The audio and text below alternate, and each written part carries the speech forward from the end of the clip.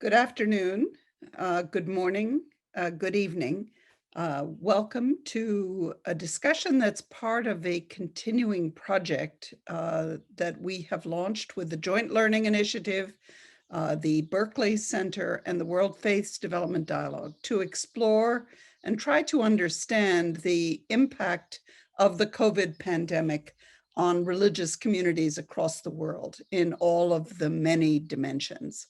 I'm Catherine Marshall, sitting in Washington. I'm at the Berkeley Center at Georgetown University and the World Faiths Development Dialogue.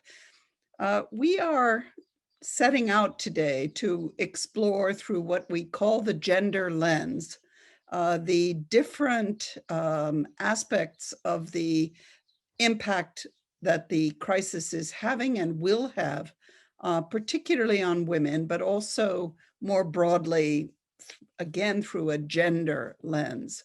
To give you a very practical set of guidance, the session is being recorded. The recording will be sent to those who signed up and will be posted on the Berkeley Center website, also I think the JLI website. We have a Q&A button at the bottom of the screen. Very much welcome your comments and questions. We see this as a continuing discussion. It's clearly part of many discussions that are taking place now in this Women's Month and at the time that the Commission on the Status of Women has also been meeting. But we bring the particular dimension of asking, how is the ethical and how is the religious framework shaping the way we define issues, and I think above all, the way we look at solutions and the path forward. So we have five panelists, and what we will do today is to have a conversation. I'll give them each a chance to open with a brief comment, then we'll have another round of questions, and hopefully then we will start to look at the questions and challenges that you raise. Let me start with Kirsten Muth, who is the Executive Director of the Joint Learning Initiative, who has been working on these issues, as has almost everyone on this call, for a long time. But this is a time when we look back to the Beijing conference and to the challenges that were put there on women, and the challenges actually that were part of both the Cairo in the year before and the Beijing conference, challenges that came directly and indirectly on women's roles, some of them with a religious dimension. So how do you see where we stand now, looking back, but also looking forward? Kirsten, over to you. Thanks, Catherine.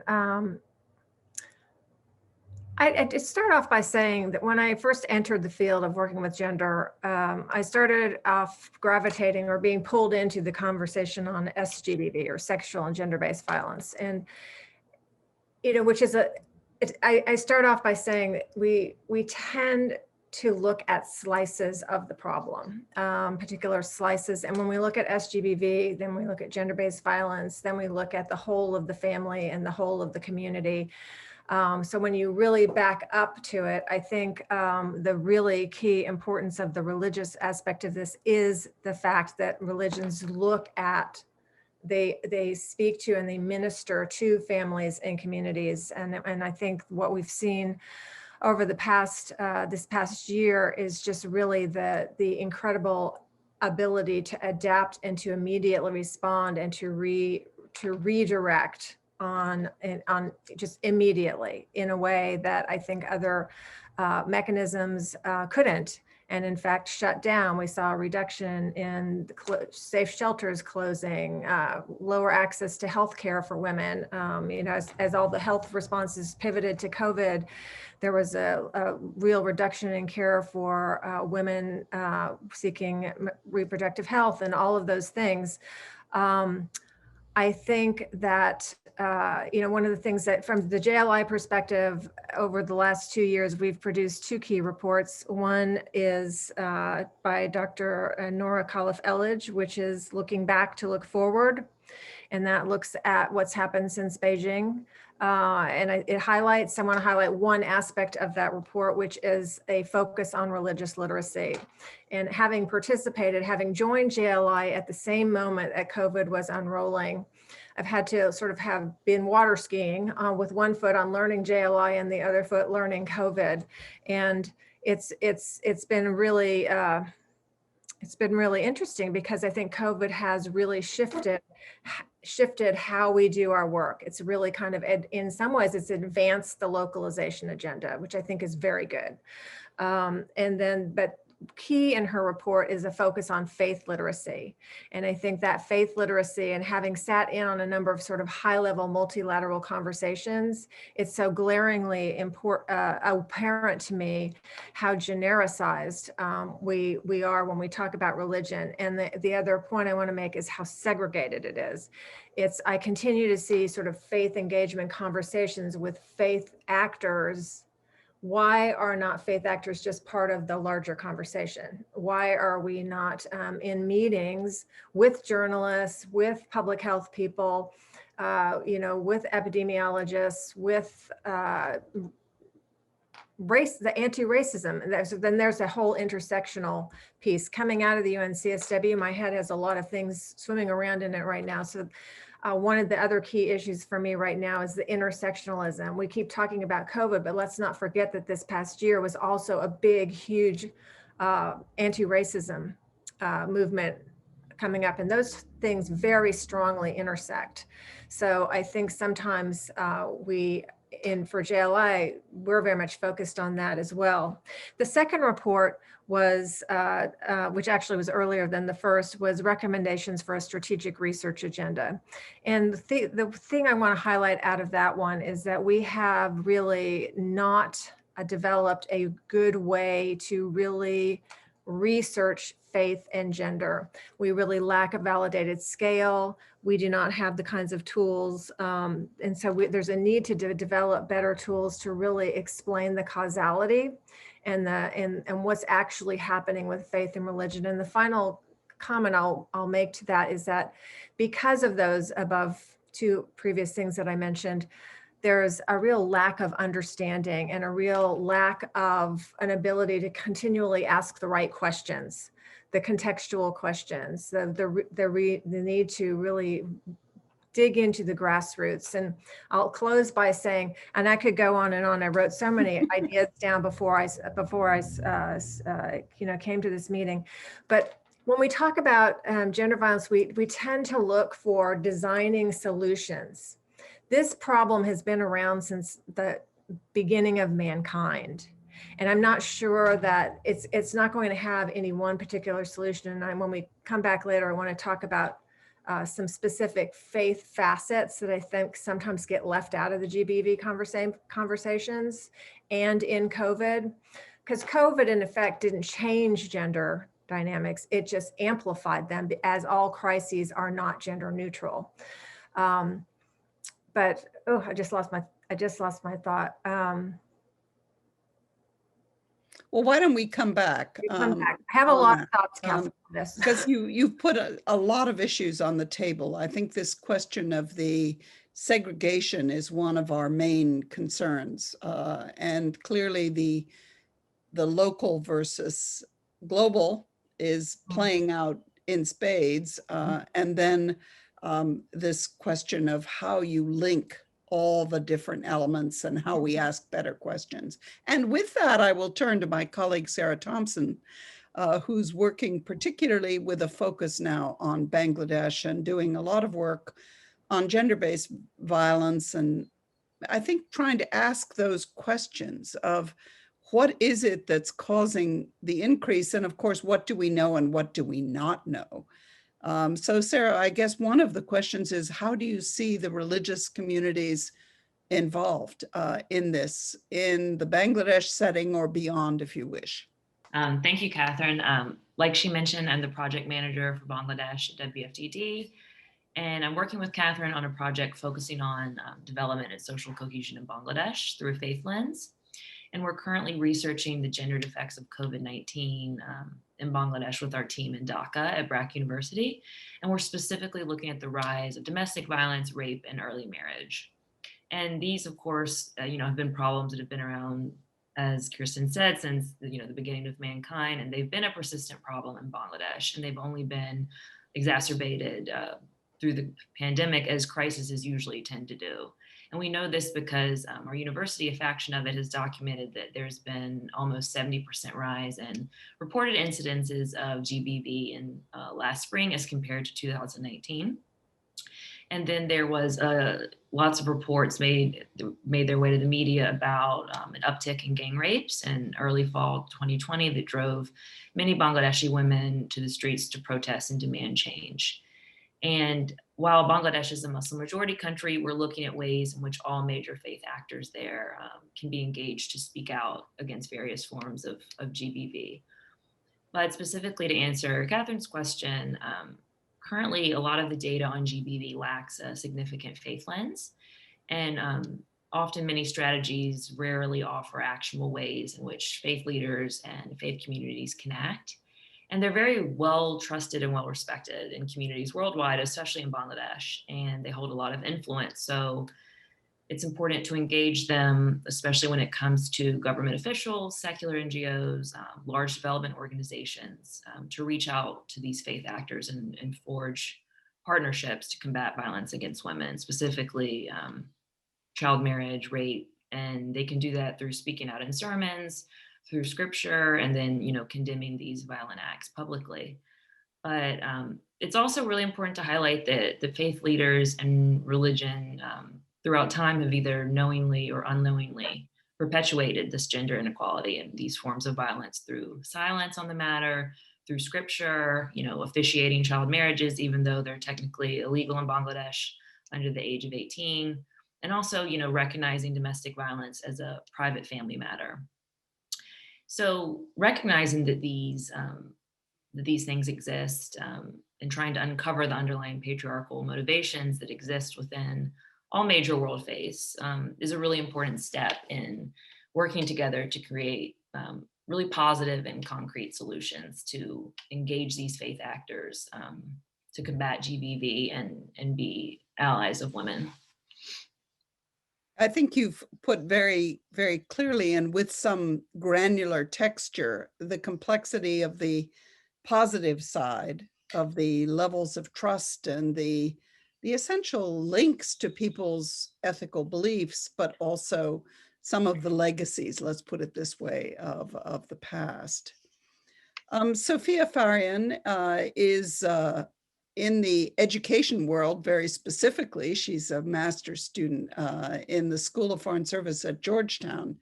And education is one of the areas that we're particularly concerned about. Clearly, one of the things we worry about, and I'm sure this doesn't apply to you, is that when girls drop out of school during crises, they rarely come back.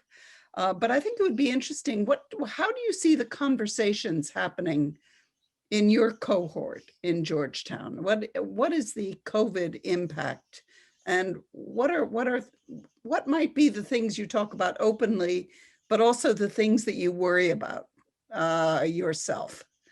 Sure. Thank you, Professor Marshall. As was said, and as everyone I'm sure is aware of, COVID has obviously drastically affected the graduate student and just student experience in general and the educational system. I think that one of the things that my cohort and I talk about, and I talk about with my friends, is how we are at a critical moment where we have the opportunity not only to come out of COVID having survived, but the opportunity to make deep systemic change in that we can kind of completely rebuild systems that exist across all sectors. And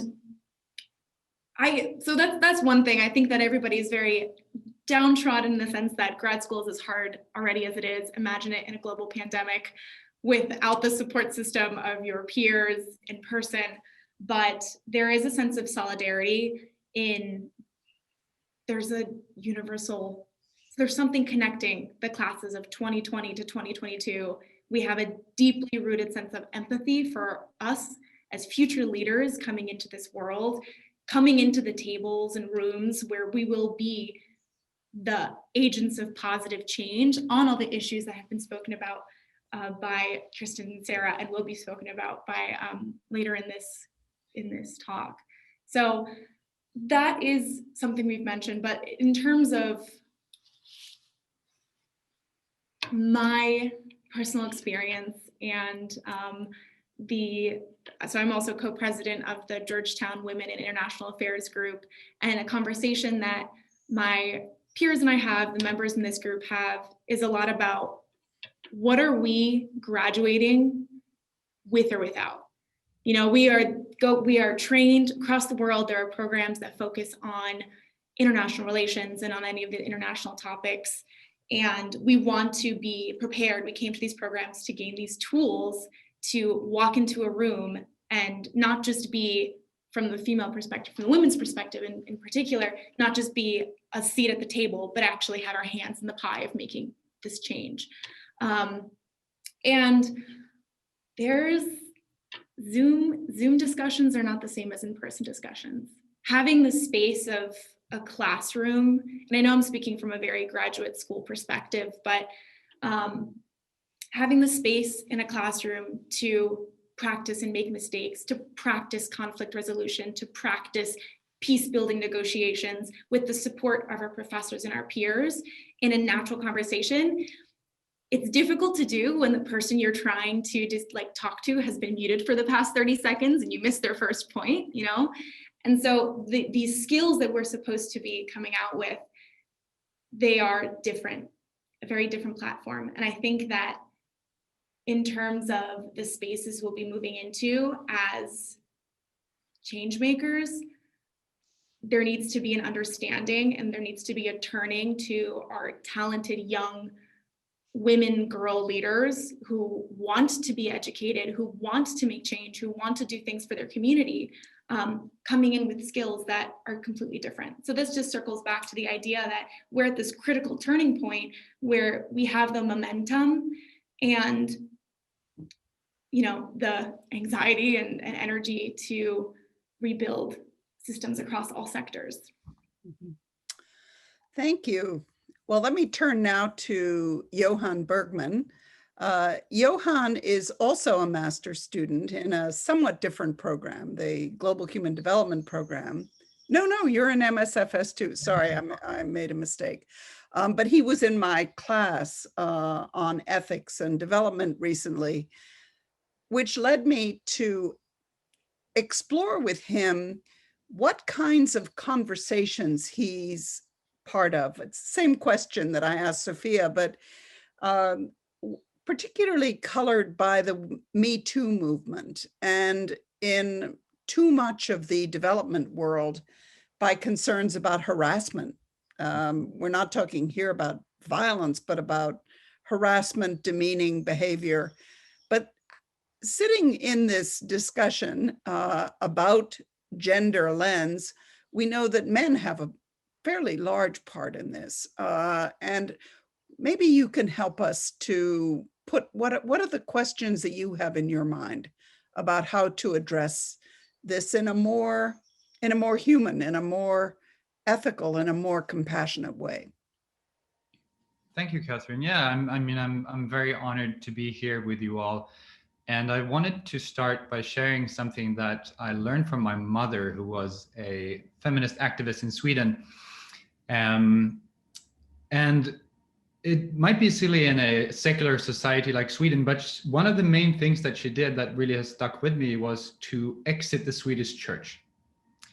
And she didn't do that because they didn't allow female priests, because they did so from 1960, but she did so because when they had allowed female priests, this came with a clause saying to all the priests who were then male, saying to them that you shouldn't act against your own will in any way, which in effect meant that the choice that the women, who wanted to become priests were given was a false choice.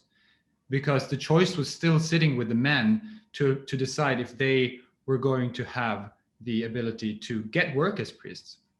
And I think for me, this was a really central tenet of what I learned from her, is that we cannot offer false choices. We need to come together fully and offer real choice to both men and women on enacting opportunities to do what they're good at.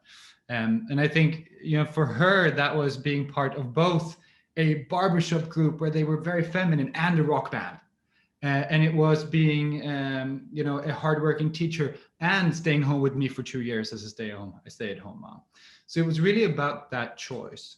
So what I take with me from that into the COVID world is if this gender equality is about providing real choice to women, then the biggest consequence of COVID has been that it's taken away that opportunity to make real choice. And I think in this time of crisis, society has kind of resorted to this fear response, which has made it impossible to think clearly and rationally about what we want the world to look like. But we've fallen back on these retrograde norms, which might come from religion and culture, of what is masculine and what is feminine. And it's pulled us back enormously. For example, I can see many discussions where the COVID pandemic has created a lot of financial insecurity, where in homes, instead of having a discussion, okay, so how do we split this burden of care that's now larger because schools are closed? Instead of having that open discussion, people have just fallen back into a fear response, saying, okay, how can we keep the house, keep the car, and not get on the street? Okay, mom, take care of kids, dad, work. And then, and that's kind of where we still are in this fear response. So as we're moving out of the COVID pandemic, I believe that it's really important for men to return to the rational thought, and for men to ask their female friends and their partners about how this pandemic affected them, and become aware of how the actual burden of care, of gender-based violence, of all these various things that women carry to a much larger degree actually affect their ability to choose what they can do and ultimately shape their lives and shape society. So that's just something I think, as my mind circles around these issues, that's where I go. Great. Those are very helpful comments. I think this issue of the meaning of freedom and the meaning of choice is very central. Now to another part of Georgetown's ethos, but also its structure.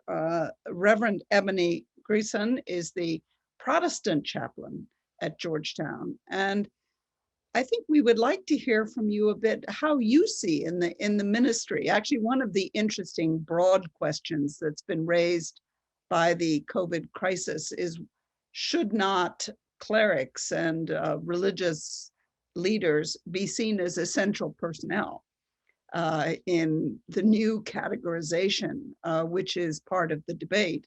So I'm wondering, how do you see these issues? What are you hearing, and what are you, I guess, also what are you sensing and concluding about what's happening? Thank you. Thank you so much, Professor Marshall and Berkeley Center, for the opportunity to be here. As you heard, as was said, I am Ebony Greason, Protestant chaplain here at Georgetown.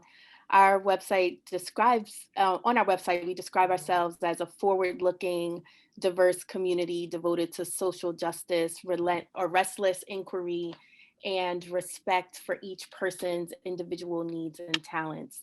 This self-proclaimed identity highlights several practical issues with which COVID calls us to respond. How do we practice cura personalis when persons are scattered across the country, across the globe? What is one's responsibility to be a Hoya off the hilltop? How do we embody the spirit of Georgetown outside of our front gates? And to the the point of, should clergy be essential personnel in this season?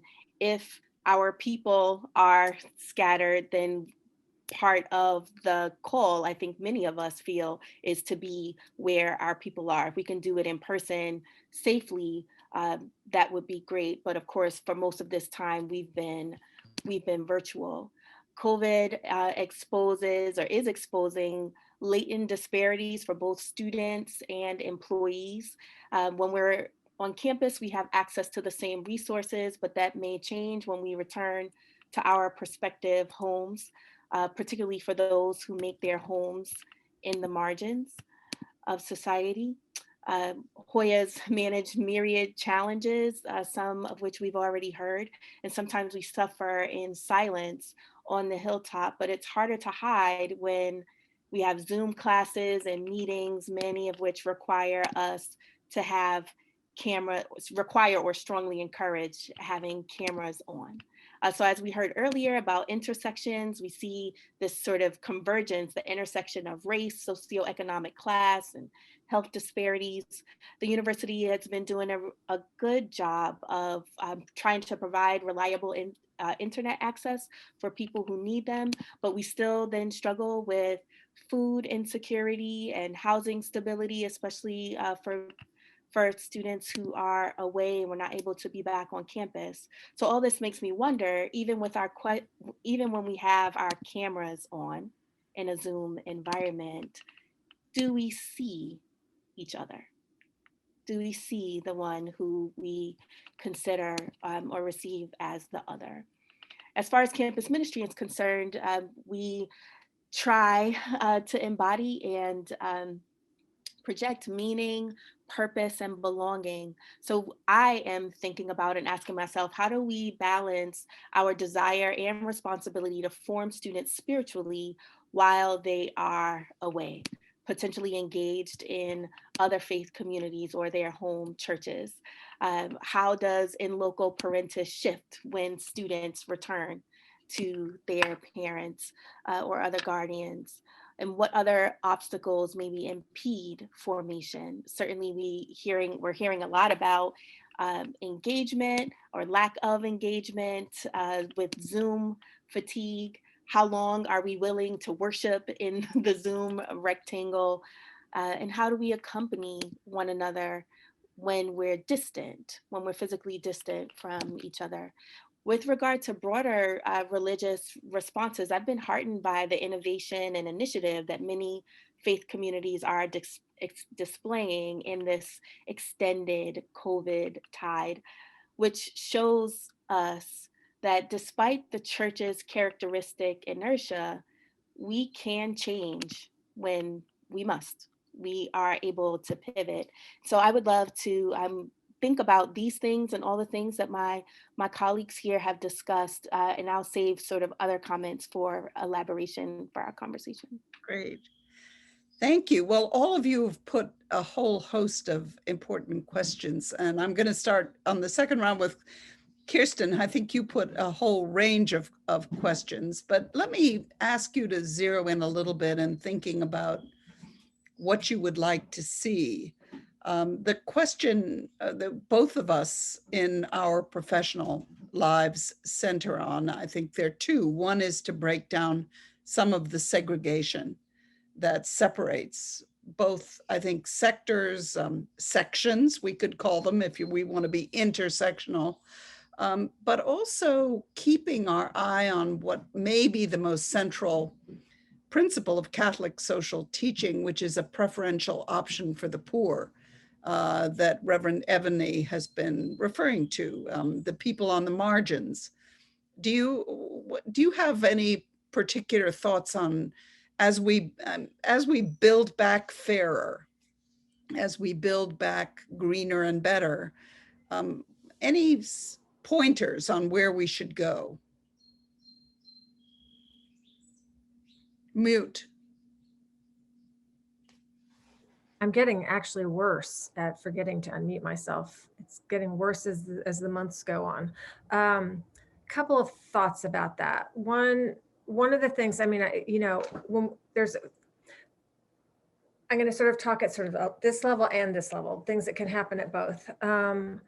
The whole reduction of civil society and civic space, I think has been a huge disaster. I mean, we've lost human rights, all of those things have been so greatly reduced across the world that I think re-strengthening that space is a real key factor. Within that, I think there's a couple things I'd like to highlight. When I look at faith actors and when I look at what actually brings change, it's not development organizations by themselves. To a large extent, most of the most significant social change we have seen is led by social movements, and many of them faith-led. And there's a research paper coming out, and I can't cite it yet, that really talks about how so many of those social movements have been faith-inspired or faith-led. And in fact, many of them have had the faith aspect written out of history. And I think we need to kind of re-champion that. You know, some of them are very well known, the sanctuary movement, but the women's suffrage movement was eventually, it was originally born out of church leaders. And it's that the history of that has been very minimalized. So I think investing in social movements, and when I look at, I draw a lot of my ideas and thinking from the Stanford social innovation work. And when I look at some of when you look at the financial investments in social movements, we're so geared at looking at investing in short-term projects, short-term research, you know, very narrowed questions, that the amount of funding that is invested in what I would call I think it's called trust-inspired funding, to really invest in a process where you're not dictating or determining what impact or results you want to see. You're investing in a movement that has an organic growth to it, and which by definition is grassroots led. I think for me, that is a key space. And we've seen a trajectory of that in the women's with the Me Too. We're seeing a trajectory of that with anti-racism, with the Black Lives Matter. We're seeing that trajectory grow. But when you look at the amount of funding that is given to those organizations versus development and humanitarian work, it is still way too small. And yeah, I look at the Islamic tradition of giving, which is a 2.5% giving, and then you have the Christian tithing and so on and so forth. Both of those way exceed the amount of money that the philanthropic world invests in social movements. So I think they have something to learn from the faith community in terms of generosity. So that would be one thing, the social movements and the grassroots.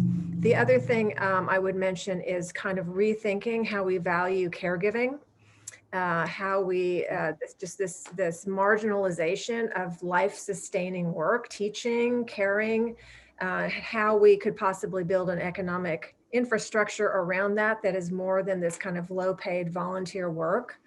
And then the third piece I want to talk about is just, and when I listen to the conversation around this circle, many of you are speaking from your life stories and life experience. Religion is story-based. Our faiths are story-based. And I think those stories are very important.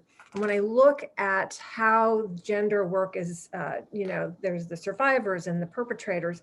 In the religious communities, we deal with families and communities, they're holistic.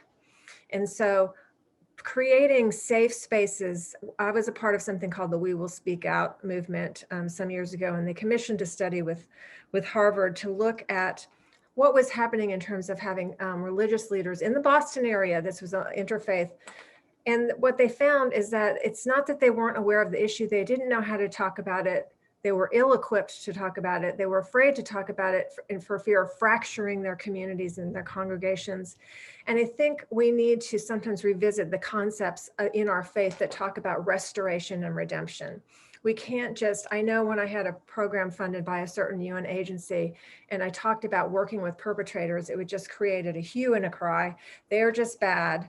And I keep thinking, yes, they did bad things, but they are fathers, they are priests, they are imams, and you can't make it so binary. You have to. So I want to mention one thing when we talk about speaking into gender, and that is looking at trauma and how trauma, the cycles of trauma a trauma that is not transformed will be transferred. And here I would refer to some of the work that the Eastern Mennonite University has done on community-based responses to trauma awareness and recovery. And I mention this just quickly because I think there are so many facets to faith that are not being talked about in terms of gender work. And I'll finally close on, when you look at the Truth and Reconciliation Commissions, there was no way any court was going to be big enough to handle all of the criminals. And so they had to invent another mechanism for restoring and redeeming what was happening in those countries. And that was faith-inspired, starting in South Africa with Archbishop Tutu. So I just mentioned those things. I think we have to look at trauma. We talk about child marriage, ending child marriage. Well, if you're a refugee family in Syria, you may feel like you have to have a child marriage to secure the food security and the safety of one of your children. And so it is never as simple as this is bad and you can't do this. It's never that simple. And I think that some of the faith components, we need to speak to that more clearly with our faith voice and stop trying to be an orange instead of an apple. So I just close with that. So it's complicated. Mm-hmm. It's a messy space and we have to be comfortable with that messy space. So Sarah, I'm going to challenge you with one of the questions that came up in the earlier discussion, which is essentially, what do we know and what do we not know? And if you had a magical wand and could know more about, say, child marriage in Bangladesh, what is it that we need to know, including on some of these somewhat more complicated issues of why this is happening, why this is increasing in the COVID pandemic? And if you had your druthers, how would some of the religious communities deal with that? And you can go more broadly than Bangladesh if you wish, but you've been immersed in Bangladesh, and it's a big and important country. So there's a lot to discuss there. Sure, as Kirsten just mentioned, it is very complex for the reasons why parents agree to, child marriages for their children. In Bangladesh specifically, it is a protection mechanism. It's a protection, for their honor, for their virginities, against sexual harassment. They figure, if she's married, at least there's a man to make sure she's safe. And then another reason is food insecurity. It's another mouth they can't feed, especially during economic and social crisis. So yeah, I think extending, grace to these families and having a nuanced perspective on why they do it. And then looking at the other side of, I think a big fact to drive home about that is how it affects the economics of the country. I mean, child marriage, really impacts the GDP because these girls are in the workforce. They're leaving school early, they're getting married early, and statistics show the earlier a girl is married, she's more likely to face violence from her partner. So that's something that's really been illuminated. And, even though it's technically illegal and there's some loopholes if the girl is 16, in Bangladesh it is illegal, but they're still number 4 in the world for the rate of child marriages. And I think, faith leaders and faith-based organizations and communities can do a lot to combat that and see the root reasons why these girls are being married off earlier. But one thing that Catherine and I've talked about a lot is the reticence among secular feminist advocates and organizations in working with faith-based organizations and faith leaders.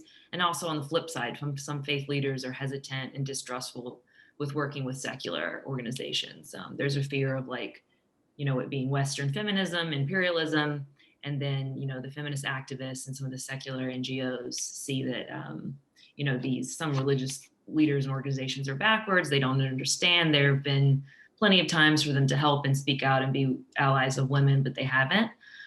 So that's been really interesting to research and see how some of those gaps are being filled. And even when we were doing our virtual qualitative research, we did speak to some legal advocates who were women who had no interest in working with faith groups. And then, some faith groups I spoke to were a little hesitant to work with feminist groups. So that's really interesting. I'd like to know a little bit more about that and how they can come together for the end goal being let's combat this violence and let's uncover why it's mostly men who are the violators.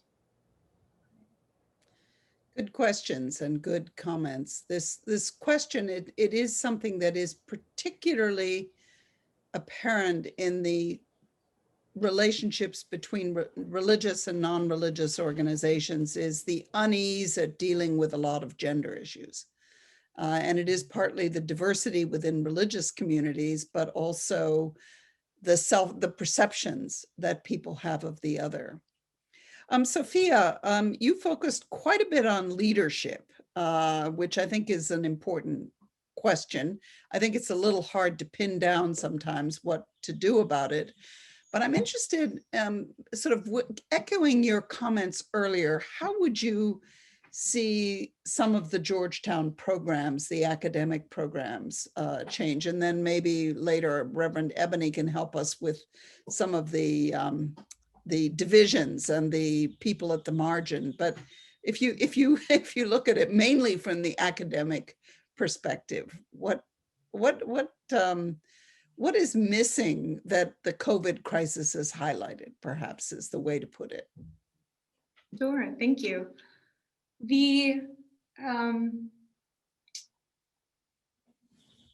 Georgetown community has been, so the reason I chose to come to Georgetown and to the Masters of Foreign Science program is because I could, from virtual tours, from pamphlets, see a deeply rooted sense in community. And I think that very much stems from the Jesuit tradition upon which this university was founded on, and the Walsh School of Foreign Service in particular. I do think that, as everyone has said, COVID has exacerbated existing disparities. And tying back to leadership, as you mentioned, I think that through a virtual environment that we've been living through and learning through, there is all of the progress that has been done to amplify women's voices and to amplify spaces for marginalized voices.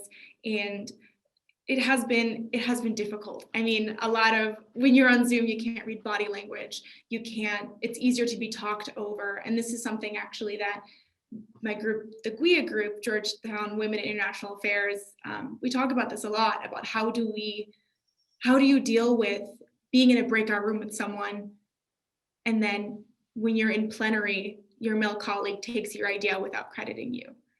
It's a very hard thing to navigate in person, but with the Zoom walls, it has been definitely exacerbated in terms of that.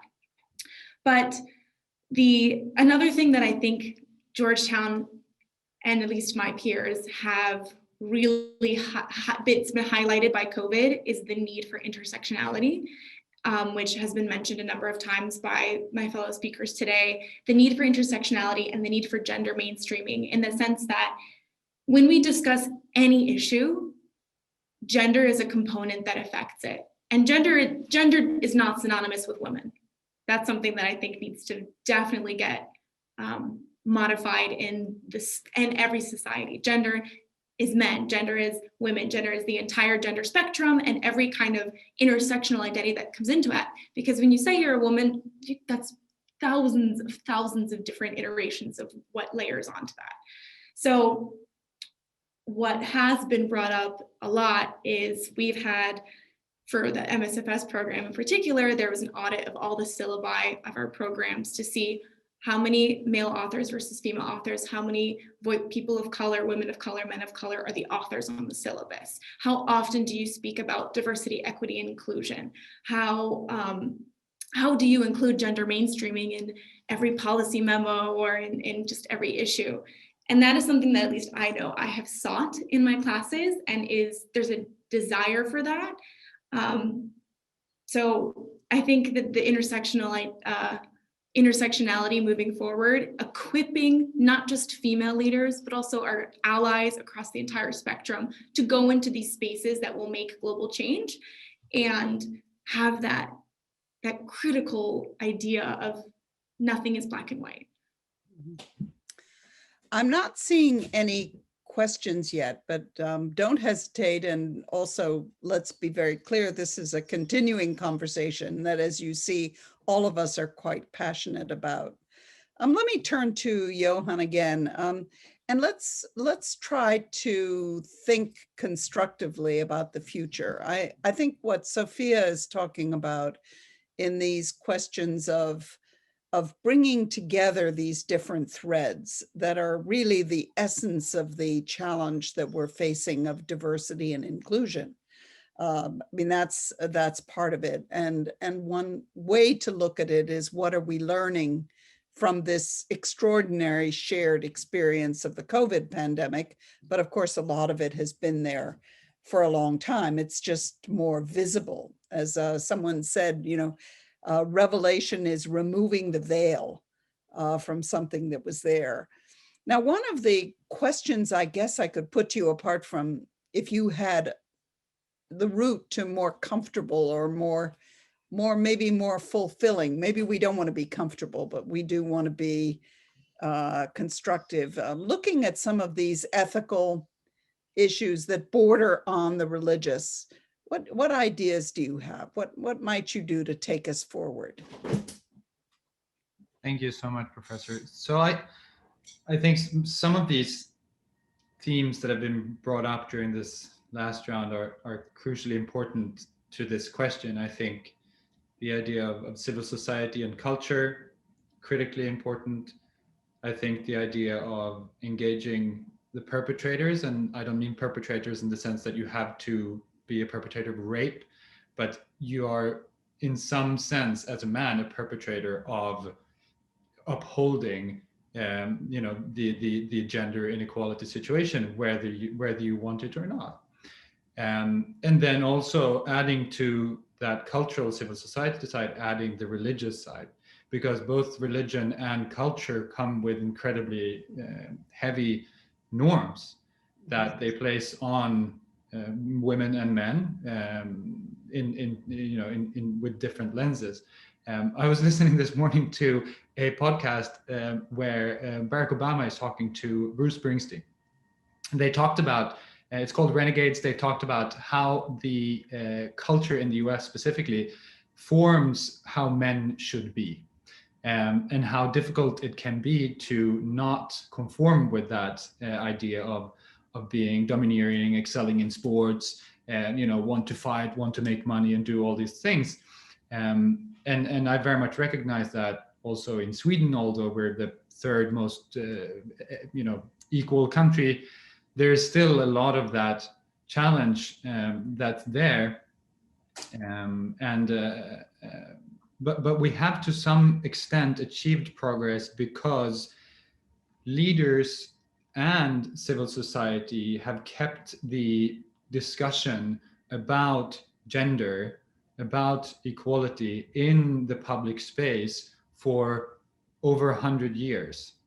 And it has forced society and people to look at themselves and understand, how am I and my perception of myself informed by the social and cultural norms that the society that I've grown up in?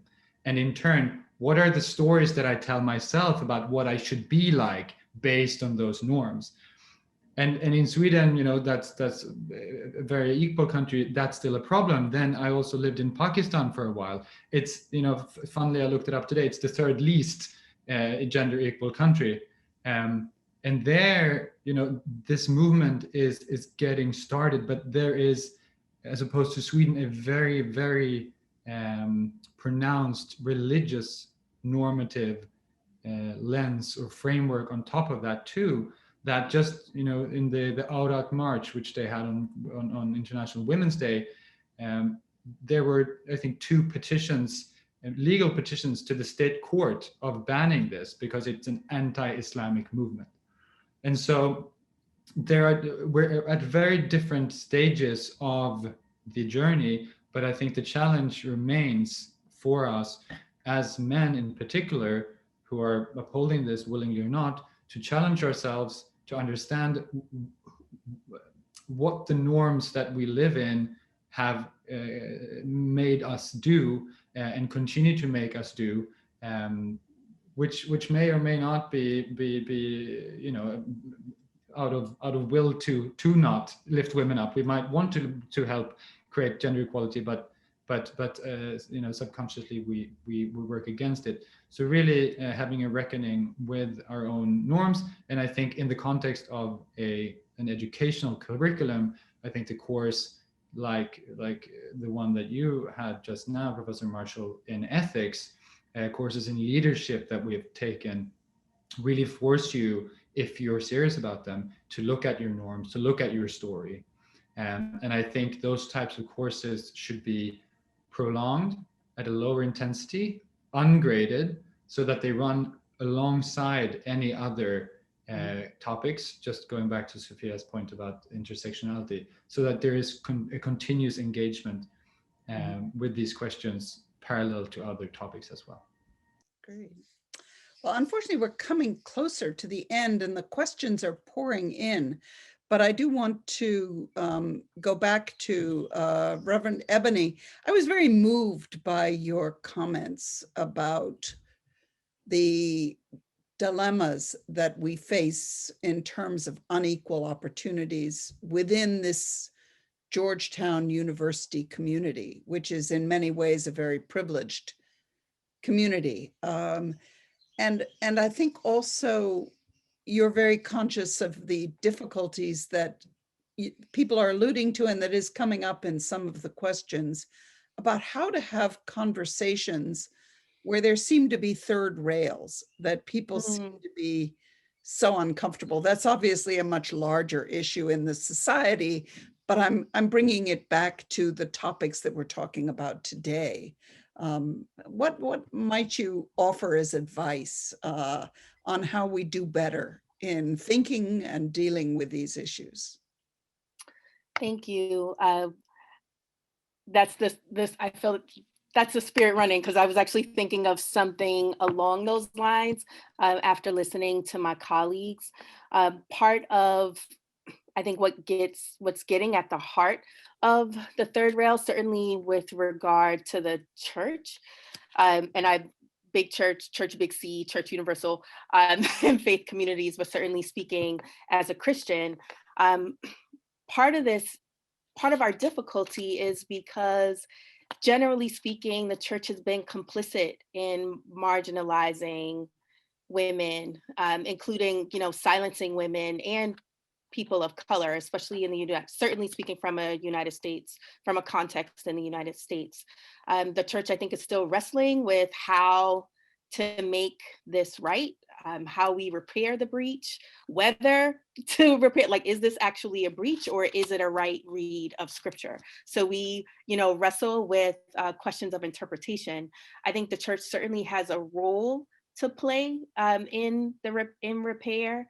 I'm thinking about what Kristen shared earlier, restoration and redemption, that for sure, but first comes repentance. And those of us who are Christian in this season of Lent are especially mindful and prayerfully practicing, embodying repentance, that sense of turning around, making, you're going in one direction, that's not the way to go. And so you make a change.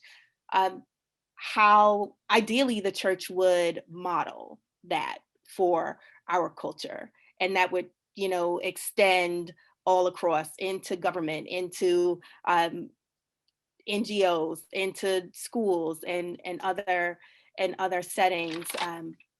But we have some work to do ourselves regarding what is right, and how we see the other, and how do we envision the image of God when it's stamped on every person God has created.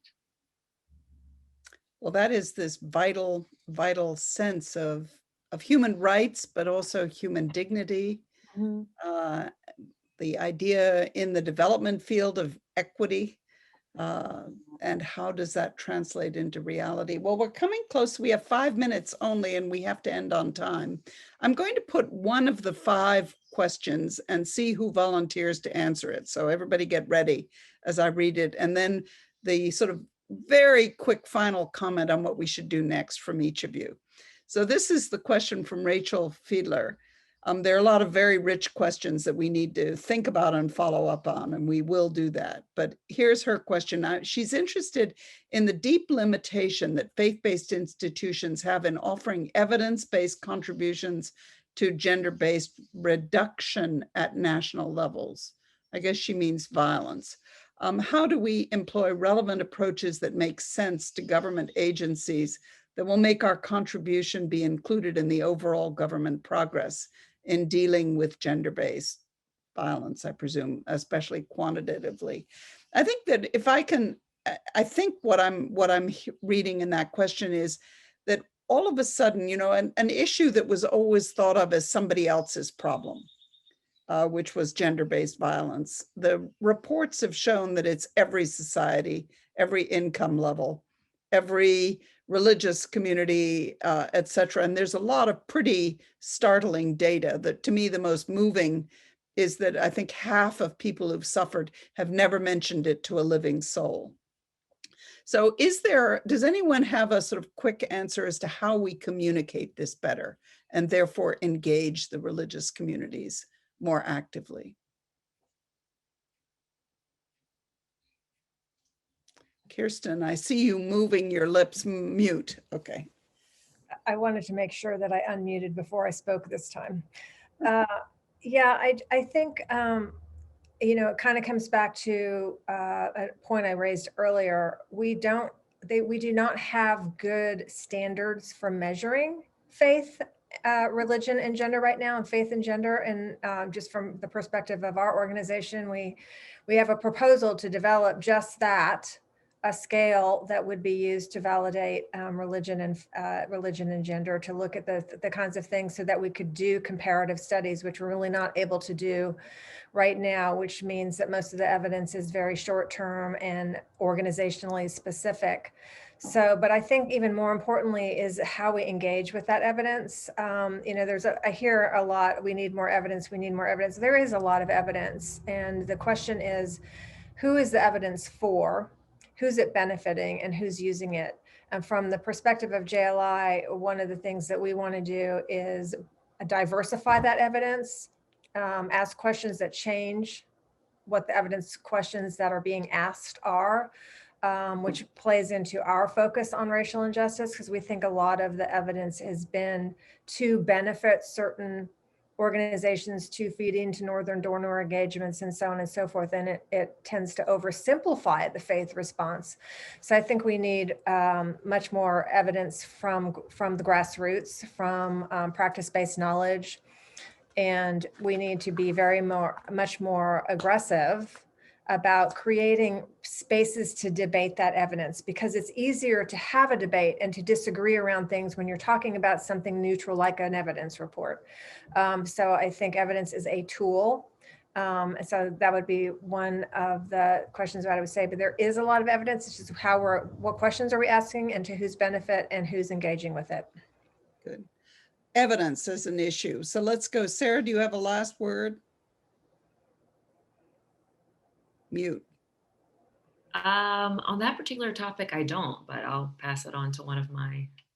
Well, no, we're coming to the close. So any specific proposal or idea? You only have half a minute. We're almost at the end. Well, I'm anxious to put out our paper that, you know, will be based on all the information that we've gathered over the summer. So I'll be sure to send that around when that's ready. So I think that'll be very illuminating. We'll look at specifically at a country Right. case, in this case, and Bangladesh. add to the literature of GBV and faith-based work. Sophia, last word? I'm just very inspired to get the work started as someone who's kind of going to be re-entering the field out of the ivory tower. I'm ready to hit the ground running. Evidence-based research and evaluation monitoring to make sure that we have progress that continues and is maintained. Great. Johan? So to complement these strategic evidence ideas, I think also we need to think about the micro level. And I think for men, there are three things we should do. First, it's really understanding what the cultural and religious norms that you live in are. Second, how they inform the stories that you tell yourself about how you should behave.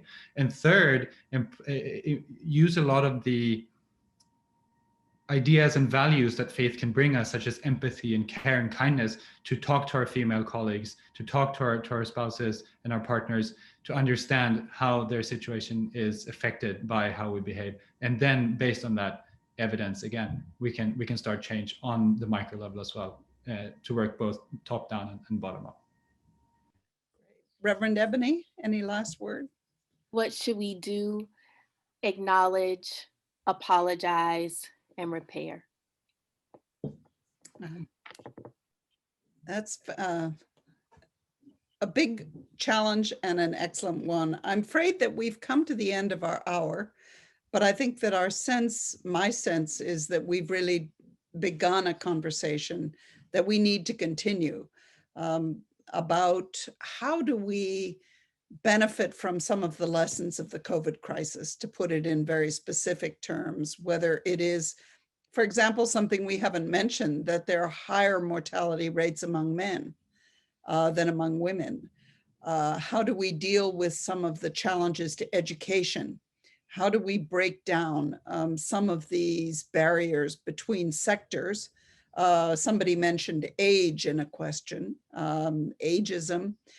All of these different ways that people have tended to see each other and judge each other so that they don't hear and don't support what that person has to offer. And how do we, because we are approaching this really from ethics, religion, but also the challenge of inequality and inequity in the world, which I think is a theme that unites us all. How do we give the preferential option to the poor? How do we translate that into reality, looking always at the most vulnerable, but also looking at it in the positive spirit of what can be done? So I want to thank you all very much. Thank our audience who has probably quite frustrated that we didn't get to all your questions, but they're big questions and we need to think about how to address them. So the recording of this will be posted and we will reflect among ourselves as to how to continue the discussion. So thank you all very much.